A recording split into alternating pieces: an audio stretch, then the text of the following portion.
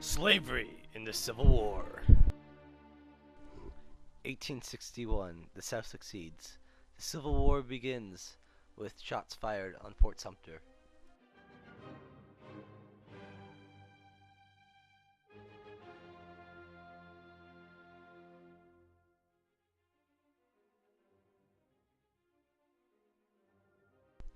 Abraham Lincoln wins the election of 1860, and many people are unhappy with the outcome, especially the Southern slave owners.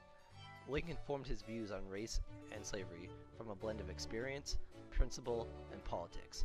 Although he did not support the abolitionist movement openly, he did believe in natural rights for the black slaves.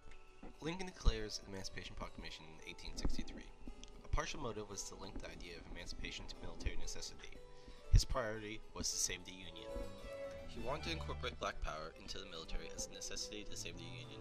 Thus, what had started as a war to save the Union now also became a struggle to free the slaves.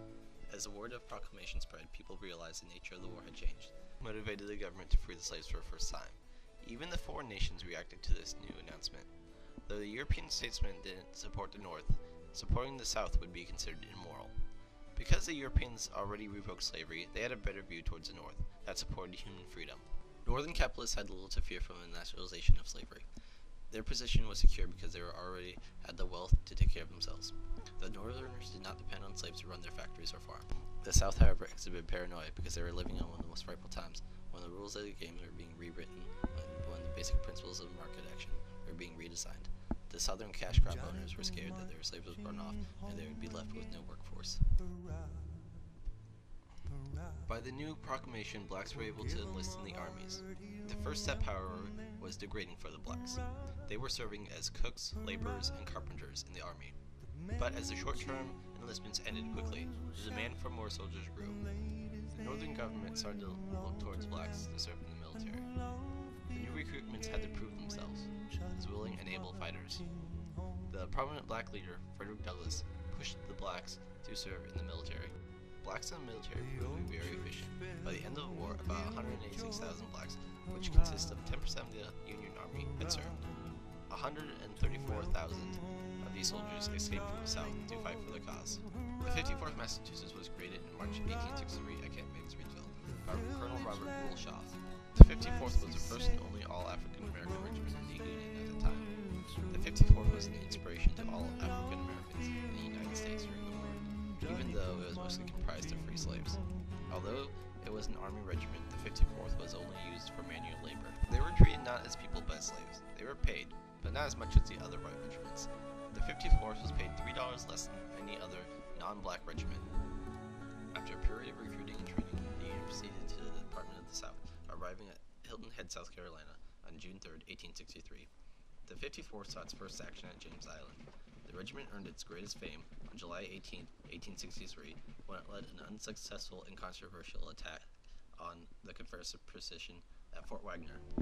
Before the attack on Fort Wagner, the 54th volunteered to be the first wave to breach the fort.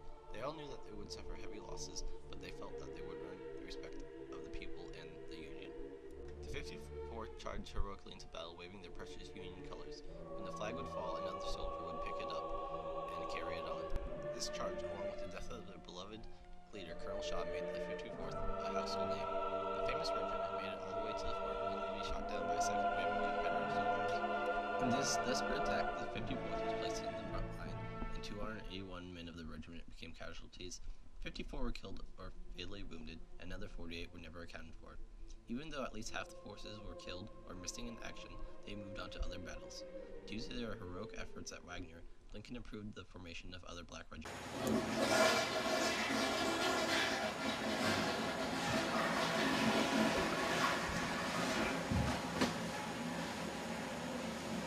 Oh, hello, I didn't see you there. Over 10% of the Union's army consisted of African Americans, and 1/3 of their lives were lost during the Civil War. And 25 Medal of Honors were given to them for their combat and courage in the line of duty. Due to the controversial nature of the subject, the debate over how many African Americans served in Confederate uniforms is continuous. Both slave and free served in the Confederate Army in some capacity. However, the vast majority were likely Teamsters cooks, musicians, and hospital attendants. Some individual states in the Confederacy permitted free blacks to enlist as soldiers in their state militias, continuing a long-standing tradition. The first to do so was Tennessee, which passed a law on June 21st, 1861, authorizing the recruitment of militia units composed of free persons of colors between the ages of 15 and 50.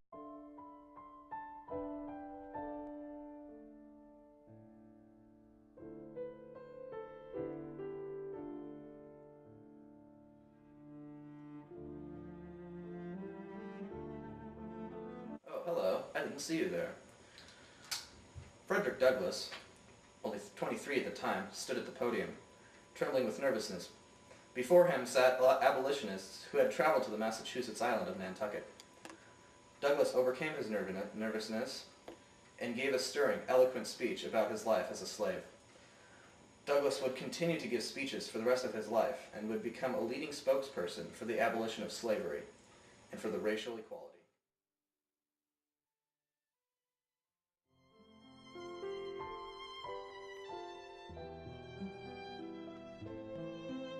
Words influenced Abraham Lincoln's thinking that if slaves joined the Union Army, they could change the course of the war. Tom, say something. Andrew, say something. What did you think of this experience? Thought it was amazing. Okay, absolutely amazing, man. Don't be a kiss ass, seriously. We be? What do you really think? What do you think was the greatest experience? You? No. Was this a good experience? What do you think? I don't know. I don't know about that. What was that, Patricia? No, stop! I'm not gonna stop. Movie, please. It's just a movie. We're doing a movie. True life documentary about Trisha.